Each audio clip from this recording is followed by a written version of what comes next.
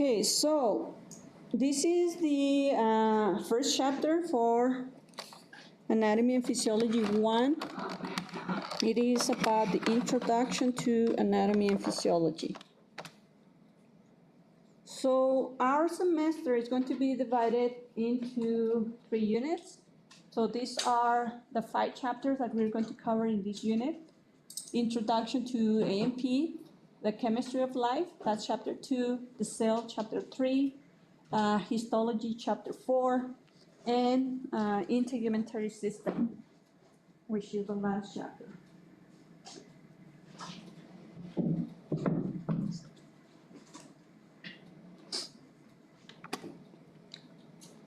So here we have in this first slide the title of the presentation, of course, and we have an image of an X-ray.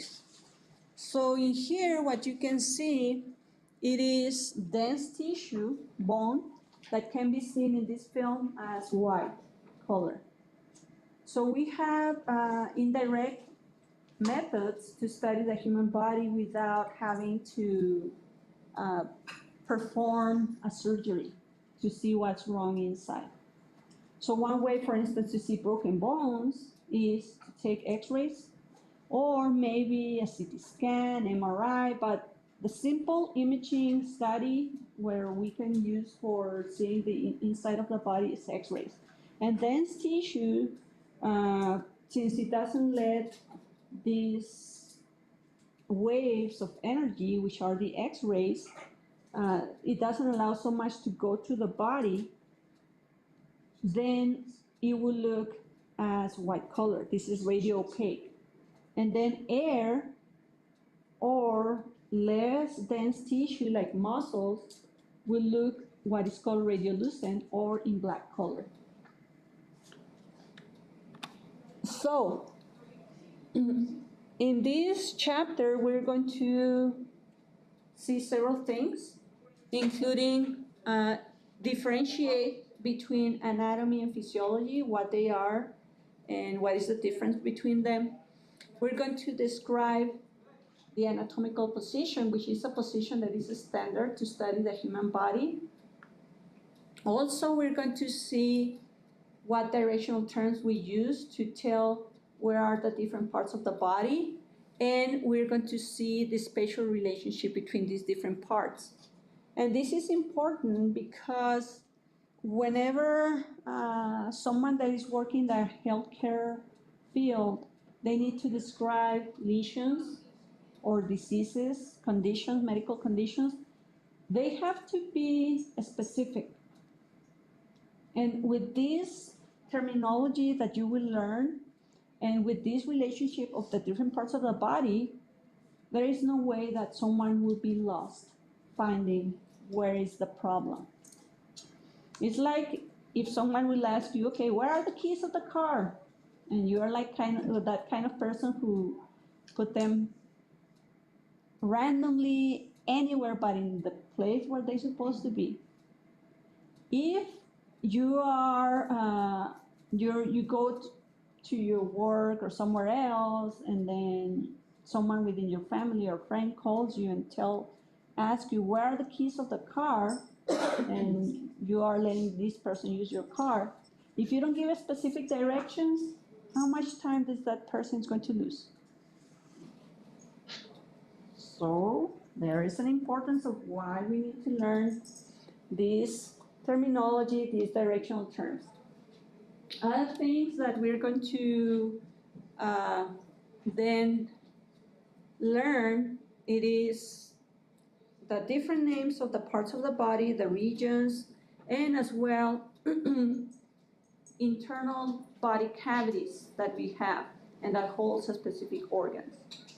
So we're going to see all that in this chapter. So, and then we will move on into understand how an organism is formed from the atomical level up to the organism, which is basically a complete entire body. And we're going to see what are the 11 organ systems, what are some of the structures or components that make these systems, and what is their primary function. An important concept that we're going to learn in this chapter is homeostasis, what it is and what it maintains homeostasis. And we're going to see real examples of application of this knowledge. So, we have common things among different species that are living. And a living organism, it is made of units that is called cells. All living organisms are made out of cells. And this living organism interacts with the environment, and it reacts or responds to this environment depending on the stimuli. For instance, the days are getting a little bit colder now, and we will start wearing protective clothing that prevents us from losing heat. So that is a reaction to the environment, okay? So we sense the environment and we react to it. Also, all living organisms have a metabolism. So they absorb nutrients, they perform catabolic reactions to break down these nutrients, absorb them, get energy out of these nutrients, or form molecules, which is called anabolism, and then keep living. So all living organisms have a metabolism. And one way to obtain energy then is ingest molecules. And I mean, of course, if we are talking about someone who's not in the hospital and who can ingest by the digestive system, so basically putting food in their mouth, they will get their nutrients. But people also can get their nutrients through an IV line, of course. But it doesn't do the same to the body. So that's why these type of processes, they have an importance. For instance, there is a study that it find out that when someone is dehydrated and it drinks water, we have some sensors in the back of the throat, in the larynx, and in the pharynx, that detects when you're drinking water. And that sensation, that information goes into the brain, into an area of the brain that tells us that we actually ingest water through the mouth and that we're supposed to stop drinking water once your body's hydrated. Moreover, that study find out, they did in rats, that whenever someone drinks water and the water is ice cold, this information not only goes to the center that tells you that you have been hydrated, but it sends information to the pleasure center in our body. If you're thirsty and someone offers you a lukewarm water glass and then an ice cold water glass, you can drink out of the two, but you won't get pleasure if you drink from the warm water. And they inject some water into the rat's abdomen, into the stomach, using a needle. But that information both send information to the brain, yeah, well, you're hydrated, but they still feel thirsty. So when we eat, through our mouth, our stomach gets distended, and then sends a signal to the brain saying, well, you're getting what you need. And then depending on the quality as well. Sometimes we eat junk food and we still feel hungry. Why? Because it's junk food. So it's not only what you get, but how you get in our body, okay? How you get things. And then, of course, once you ingest the molecules, either water or food, you excrete that. Their kidneys. I mean, I have seen people who misinterpret how much water do we need, and they tell you, wow, you need to drink these many gallons of water or 1 gallon of water per day. And people believe and they start drinking so much water. And guess what? The only thing that they do is go and pee a lot. It's crazy. So, and then of course, another way of excretion is through sweat, through going to the restroom, feces, defecation. And then, for the most part, of course, if the organism is healthy, it moves, a living organism. And living organisms, they can grow and they reproduce.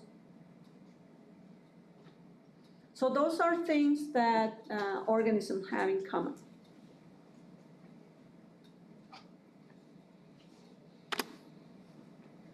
So now let's look at what is anatomy and what is physiology. So anatomy is the study of a structure.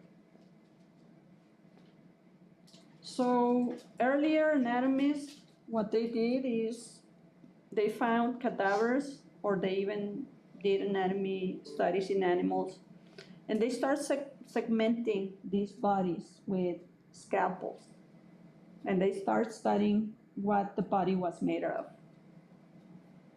So anatomos is basically dissection. It's pulling parts apart and then study the structure. So what is the structure? Well, what is the shape, the weight, the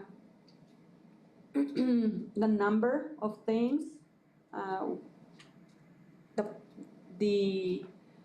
what they are made of, what type of tissue it is, what type of cells. And then physiology is the study of the function. So what does this part do?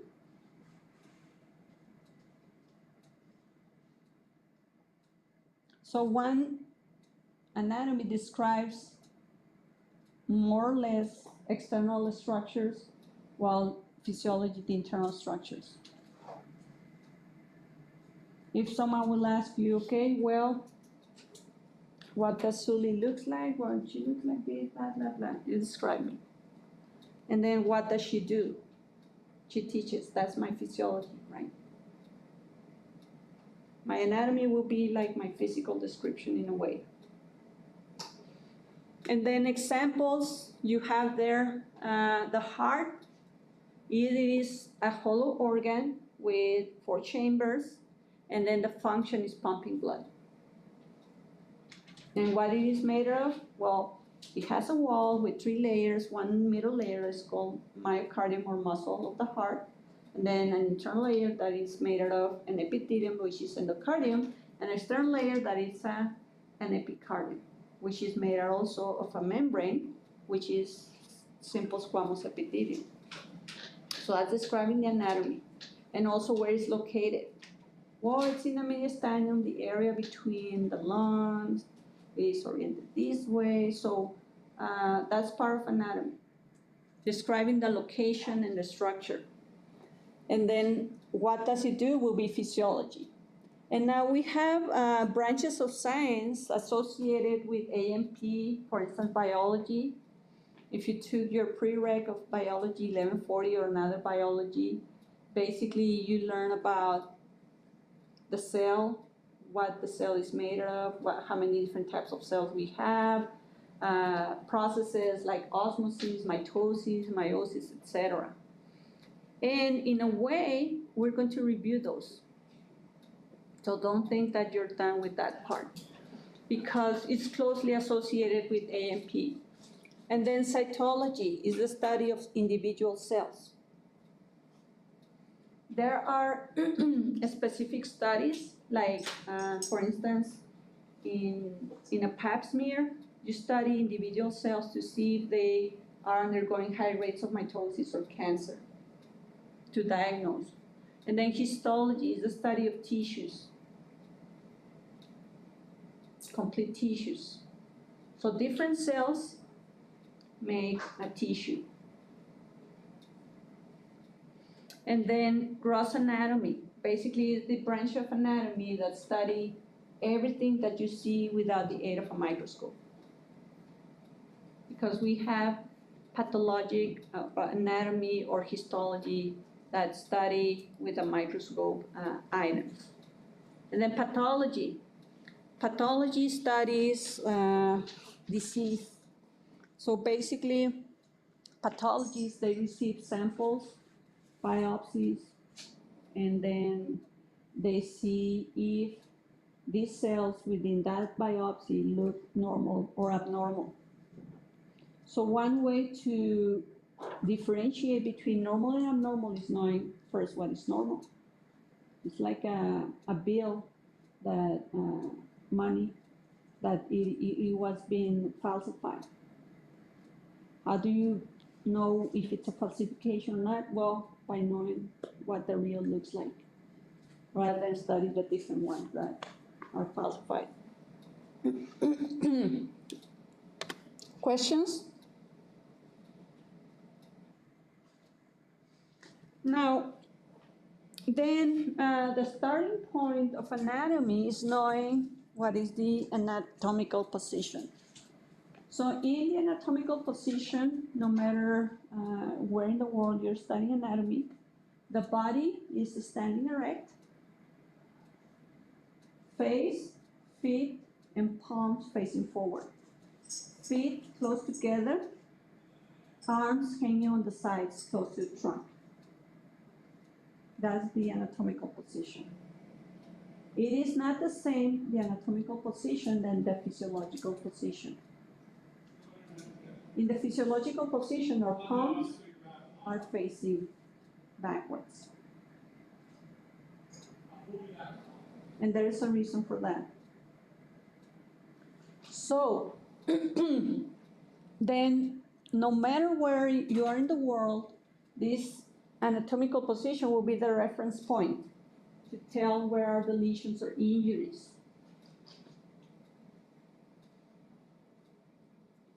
So why you want to study anatomy and physiology? Well, because you will want to know what happens when the anatomical structure is damaged, and want to predict, or well, not what happened, but you want to predict what happens if that anatomical structure it is damaged. You would like to predict what would be the consequence.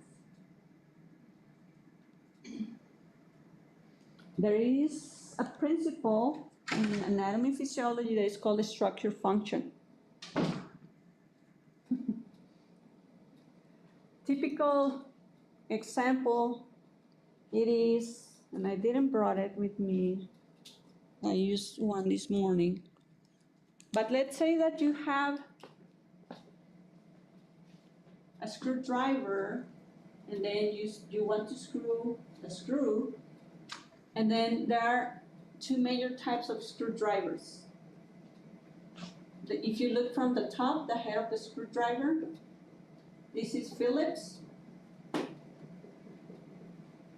and this is flat. Now, these are the screws, sorry.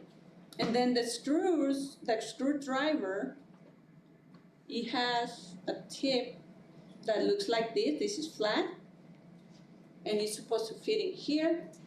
And then the one that is Phillips, it has like that square there that indentation there, that it's, or protrusion actually, never mind, it's protrusion, that fits into here.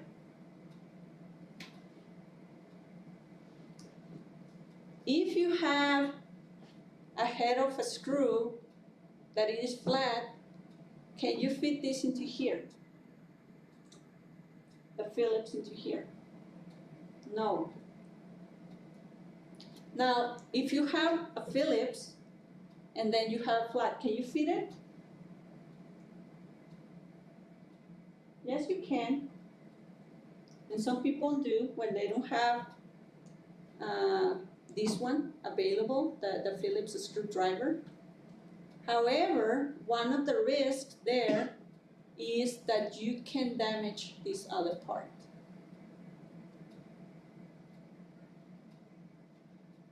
Sometimes it kind of almost works, but it doesn't.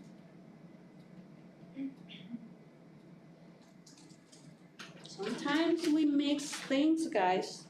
Digestive and reproductive system, they're different. They're different. They're made, one is for reproduction, the other one is for digestion. I don't need to go into details, but it's a structure function. So, you can predict consequences of losing the function by knowing the structure. For some reason, it's not working. Okay. So here is someone in the anatomical position.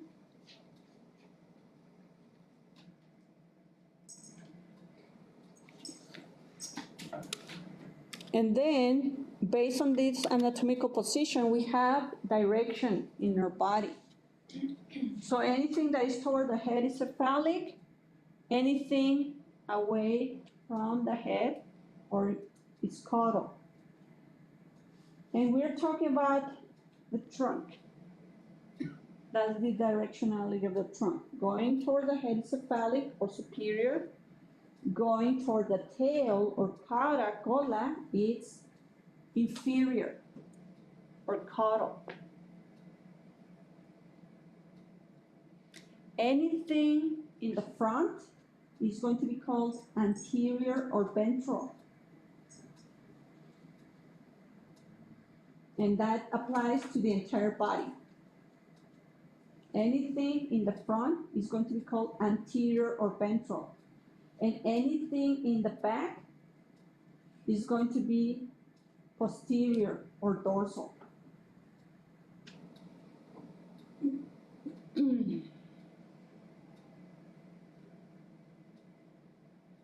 Many professions, guys, they have their own jargon, and then you start studying this jargon.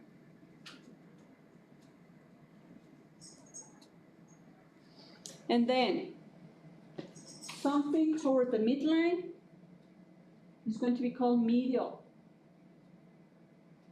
Anything to the sides is going to be lateral. Now, there is a specific terminology for our limbs, our arms, and the lower limbs. So something closer to the trunk is going to be called proximal. And something away is going to be called distal. Like distant, away. Something close to the surface is going to be superficial or external. And something deeper to the surface is going to be called internal or deep.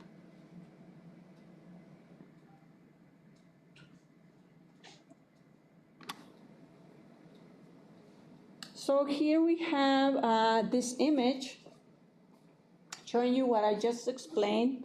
And then here in this table, you have the definition and some examples of how do you use this terminology. So, related to the trunk. So, if you see, this is the lateral view of our body.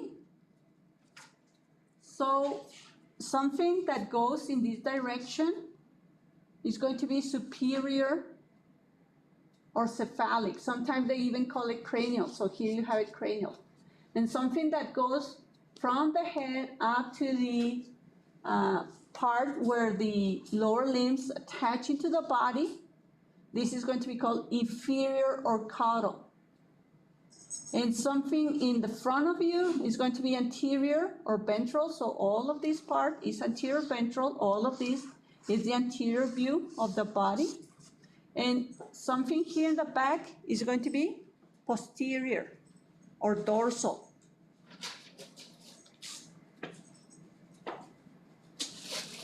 And then anything toward the midline is going to be medial. So if you want to see the medial view of your feet, this is the view with the bones. And then something toward the surface, like the skin, this is superficial. Something deep, like the bones, which are deeper than the muscle, will be deep or internal. So this is superficial or external, while this one is deep or internal. And something toward the sides is going to be lateral. So we have right lateral, left lateral. And then look at the upper and the lower limbs. Something close to the trunk is proximal. Something away from the trunk is distal. And then we have here some examples. Like for instance, you can fill in some of these blanks sometimes in some questions. Like the ear is blank to the shoulder. It says here the ear is medial to the shoulder.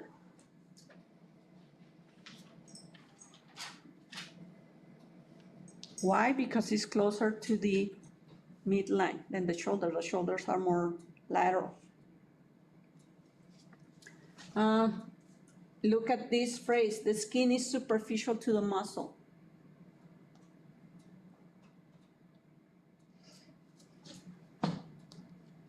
The nose is blank to the mouth. So our nose is what to the mouth? Superior, because it's above. Which will be the most superior part of the face area? The most superior, because they are relative positions.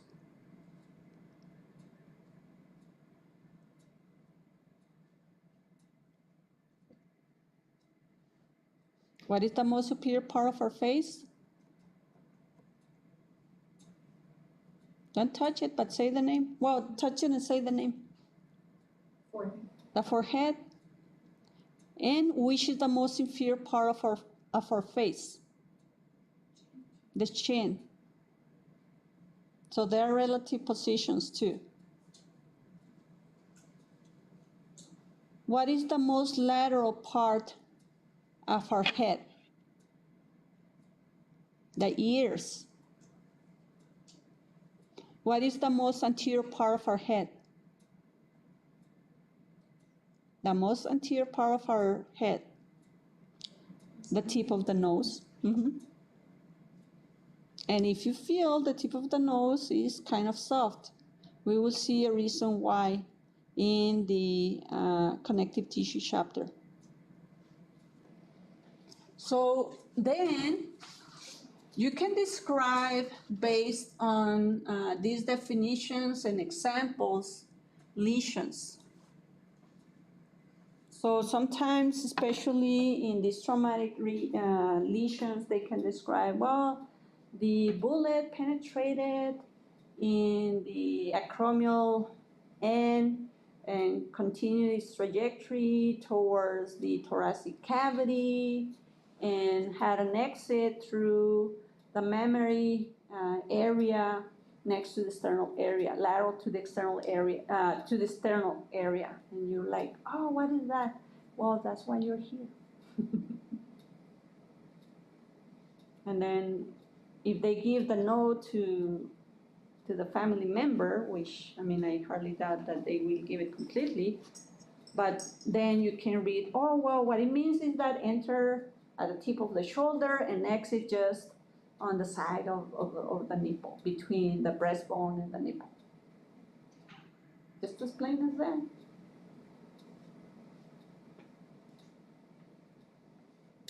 So it's not that hard. And then the different body regions that we have are subdivided into different terminology. So it's not just like, okay, well, it's the head, it's the nose, it's the chin. No, it has proper names. So the head in general is called cephalic area. And the back of the head, just below the head and above the neck, is called occipital area. This part, this is the occipital area. The occipital area is part of the cephalic region. And then we have the cervical area, which is the neck. Okay, a person had a penetrating wound caused by stabbing with a knife in the cervical area. Is that dangerous? Yes. But where? Is it the anterior, posterior, lateral? It depends. If it's in this region where we have major blood vessels and nerves, more than likely, person is going to go down. So then it's not only saying, well, it's in the cervical area. Where specifically in the cervical area? Anterior, posterior, lateral. And then we have thoracic here, very broad region. And then we have sternal in between the thoracic region. And then here we have dorsal and in between vertebral.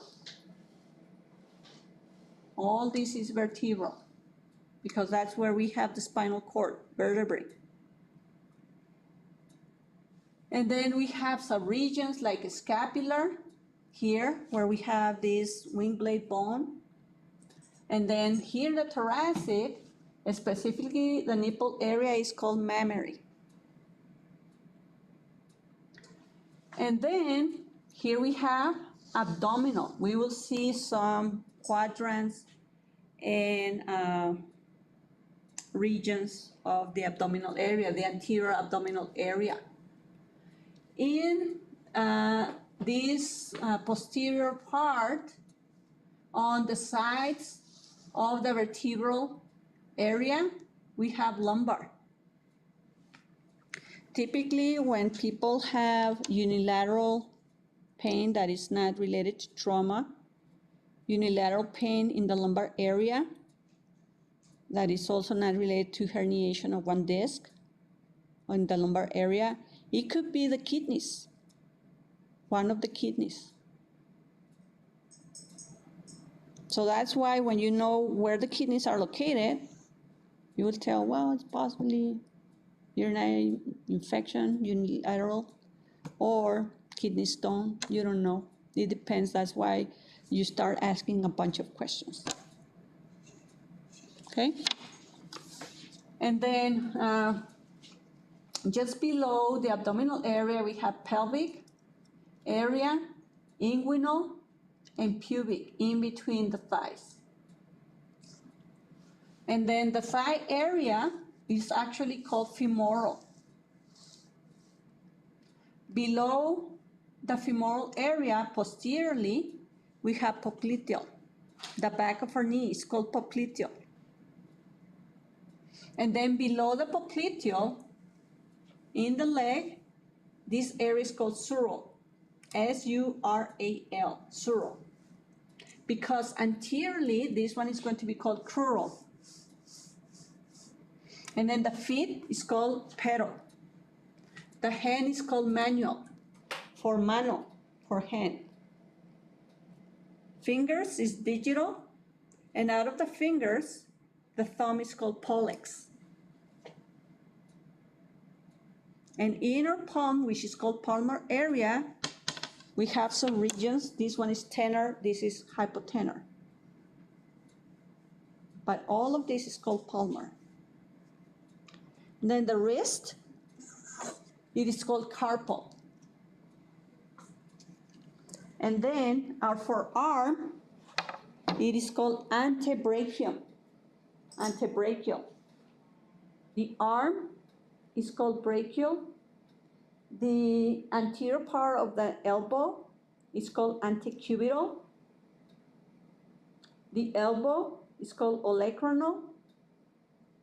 The medial side of our forearm is called ulnar.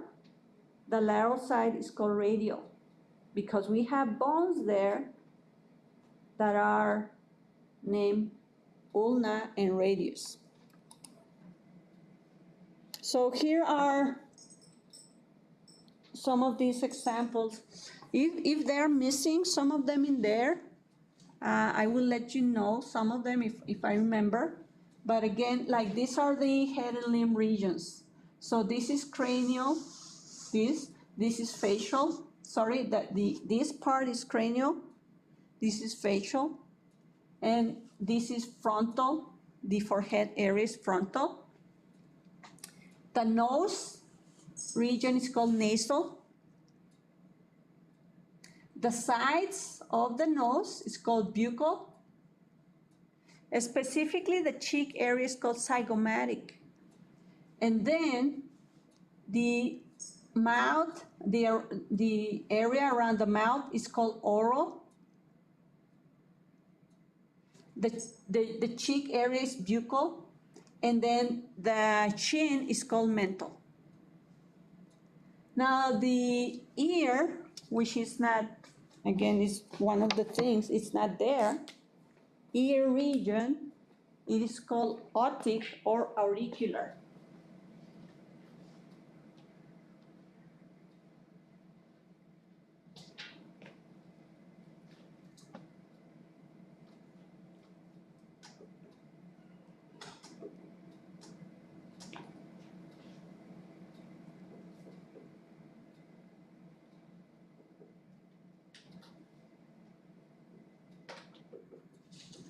Auricular, oreja, that's what it means, auricular.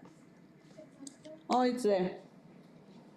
And then for the upper limb, the tip of the shoulder specifically is called acromial. The shoulder area is called deltoid, because we have this shoulder muscle that is the deltoid. And then the arm is called brachial, antecubital, anterior part of the elbow.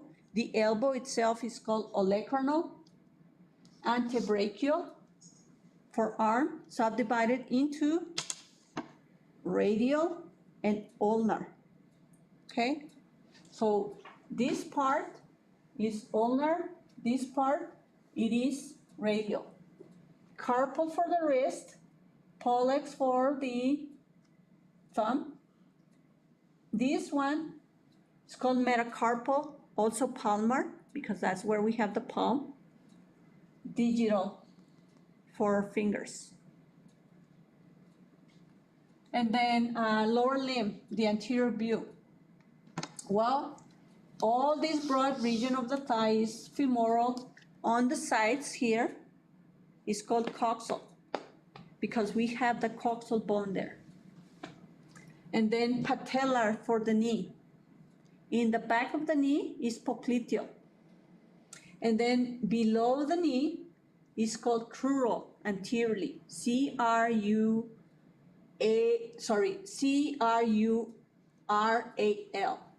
And then the ankle is called tarsal, just like this one is called carpal. The ankle is tarsal. So the ankle basically, guys, is the equivalent of a wrist. Okay? And then metatarsal for the foot, also known as pedal. And the entire region of the foot is pedal. And then digital for the toes. Great toe is called hallux. And the heel, it is called calcaneal because we have a bone there, it's called calcaneus. Questions?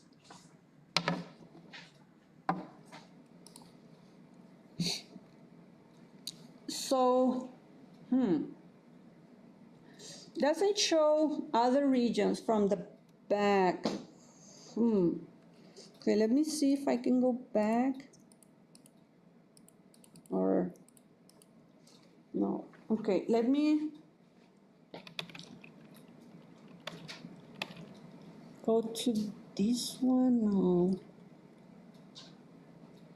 Well, something that it's not there, for instance, in the back, it is.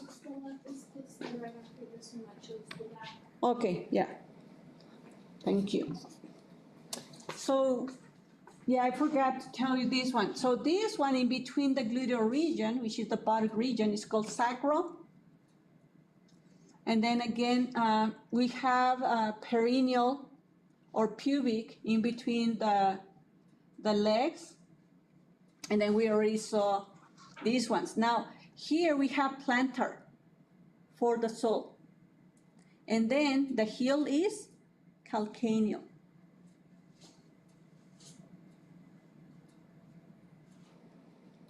Then I told you about this one that is called scapular.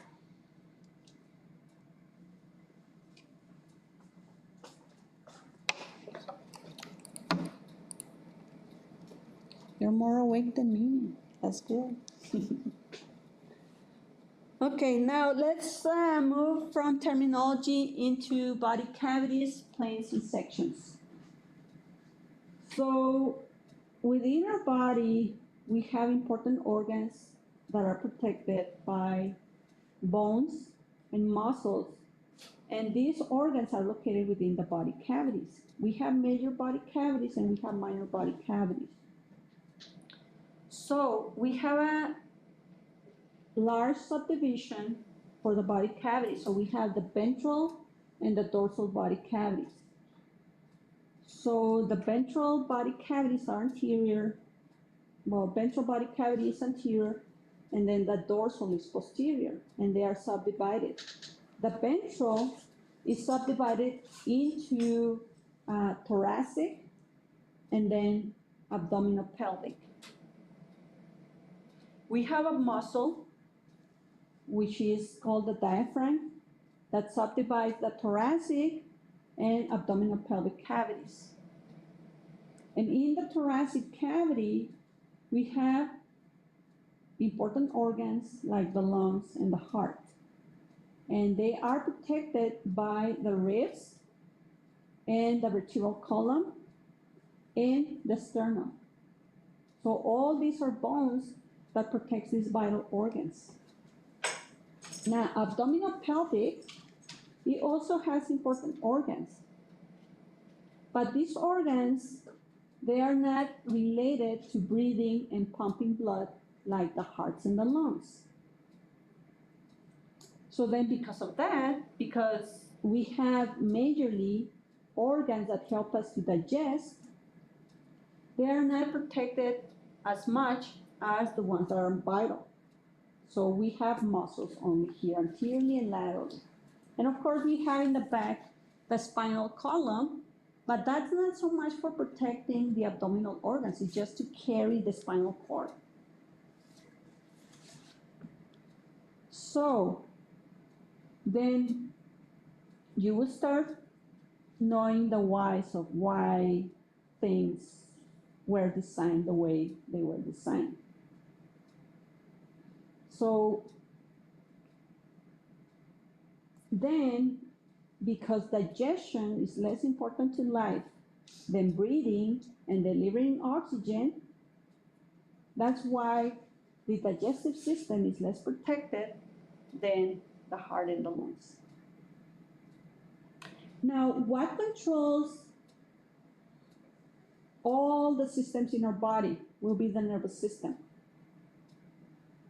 The nervous system is made by the brain and the spinal cord.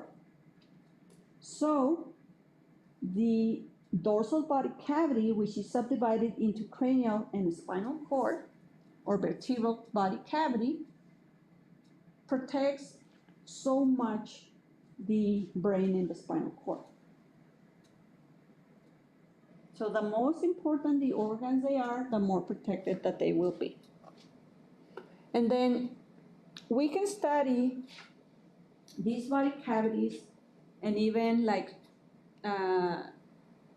not the body cavities by making these sections that can be imaginary lines that trace along the body and can subdivide the body into either right and left parts by the sagittal or median section that runs like this along the long axis of the body, that's sagittal.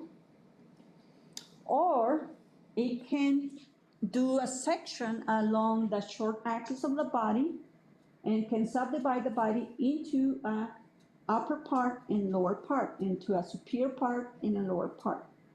This is called transverse or cross section. Or you can subdivide the body like this laterally to give you an anterior and a posterior part, or a front and back part, and this is called frontal or coronal section. And these are made to, again, indirectly see what is going on inside the body with imaging studies like magnetic resonance imaging or MRIs, or computer tomography, CT scan, or even X-rays, or any other study like PET scans, positron emitted tomography.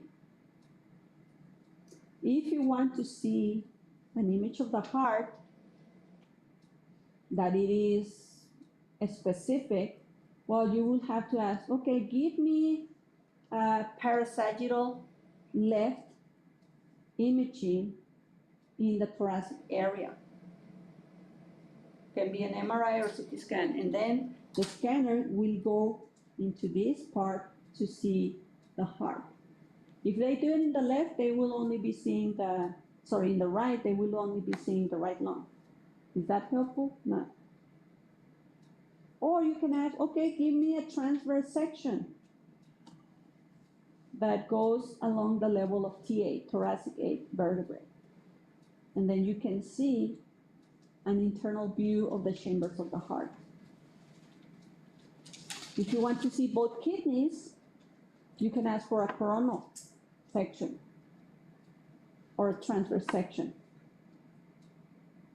So it depends on what you want to see, how you ask for that study. So here is a better illustration of what I was telling you. So this is a frontal cut that goes along this way. So it's lateral section that goes along the long axis of the body. And then since you're looking at the brain, you just flip it like this, and then you will be looking bilaterally to the brain. And then of course the bones that protects the brain. And then these spaces.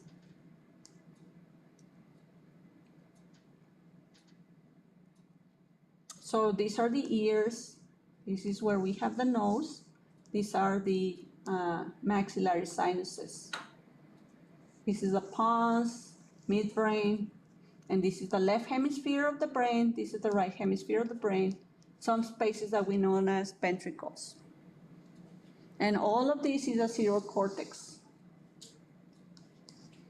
And then we have spaces between the bone and the cerebral cortex. So that's a frontal or coronal. If you want to see if someone has a tumor in the brain and you ask for an MRI, this is actually an MRI image. You can see if the person has bilateral problems or only unilateral, and specifically where. and you can describe it. There are some oblique planes as well, but typically they're not used. Now this is the transverse or cross section. So in this case, the section goes this way, not this way. The previous one was frontal, goes this way. Now the section goes this, like this. And then what they're showing you is what you can see here. So something superior or inferior. It subdivides the body into superior and inferior. It can be traced at any level, the transverse planes. So in this case, we are looking MRIs of a transverse section of the brain. So these are the bones of the cranium. And this is the left and right cerebral hemispheres. Here is part of the midbrain. Here is part of the cerebellum, an organ that helps us to maintain equilibrium. This is our nose, and what are these guys? What are these two parts? These are the eyes. So now let's say that someone wants to see if there's a problem in this region that perhaps is compressing the nerves that allow us to see. So they have to ask for a transverse section of the brain. And then they can see that. Sagittal goes this way. So it basically cuts the body this direction. So you can end up with left and right parts. It can be equal parts if it's mid-sagittal, exactly in the middle, or it can be unequal, like if it goes to the right side or the left, which would be called parasagittal. It can give you a short left side and a long right side, or vice versa. It can give you a short right side and a long left side, depending on how do you ask. Who knows in what side of the body do we have the appendix? In the right side. So if someone suspects that a person might have appendicitis, and you typically don't ask for a right parasagittal, but wouldn't that be crazy or a waste of time and money, and then exposing the person to unnecessary, if it's a CT scan or X-rays, unnecessary radiation as, okay, give me a left parasagittal for seeing the appendix? That would be crazy, right? So for single organ, not unilateral. So for single organs, then if you know where they are, you ask specifically the study for exactly that region. Now, let's go over something crazy.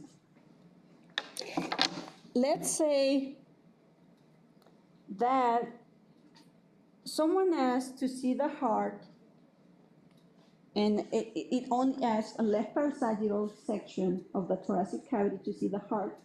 And let's say that after the person receives the imaging from the studies, it doesn't look, or the imaging doesn't show the heart on that imaging. The person asked for left side study. What will have happened?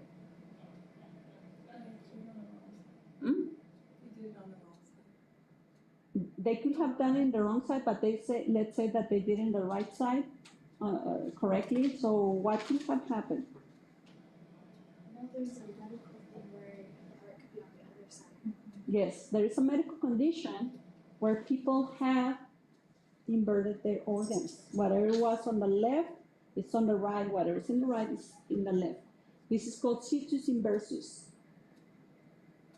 Nothing happens. It's just that they have the organs on the other side. Okay? And then sometimes with these studies, they can even find like a single kidney instead of two, the two kidneys connected forming a horseshoe. So sometimes you can have incidental findings. Now, when it comes to the abdominal pelvic quadrant, so we have a mid-sagittal line that runs, of course, mid-sagittally within this anterior abdominal area. And then you run a transverse, like you do this, one like this, and another one like this. So then you subdivide your abdominal pelvic area into 4 different quadrants. Right upper quadrant, or RUQ,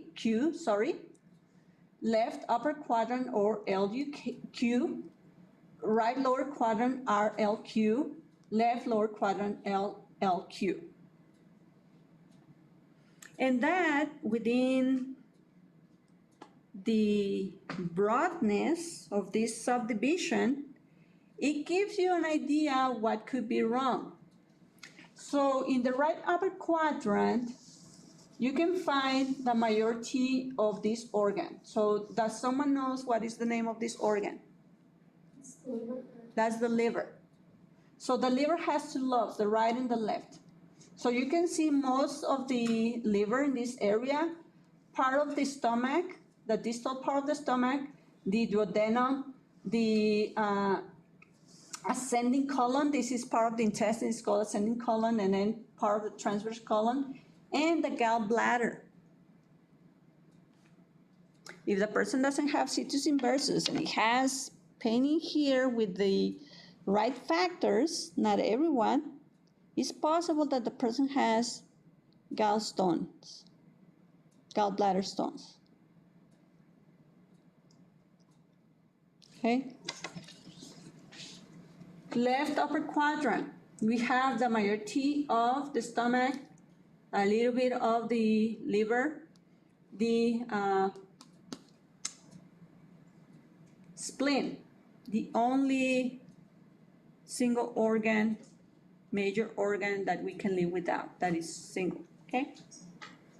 So if someone has a crash accident, or maybe it's an athlete, receives a tackle in there, football player receives a tackle in there, and then it loses consciousness, blood pressure is low, more than likely this organ, the spleen, was ruptured, and it's a very bloody organ, so the person might have a hemorrhage and it has to have an urgent surgery. And then right lower quadrant, we have the appendix, we have part of the ascending colon, part of the intestines, the small intestines, right half of the urinary bladder, if it's a female, the uterus, and then the right ovary. And then the same, but in the opposite side, without the appendix, because we don't have it in the left side, unless the person has situs inversus. So it's 1:43, we will leave it up to there.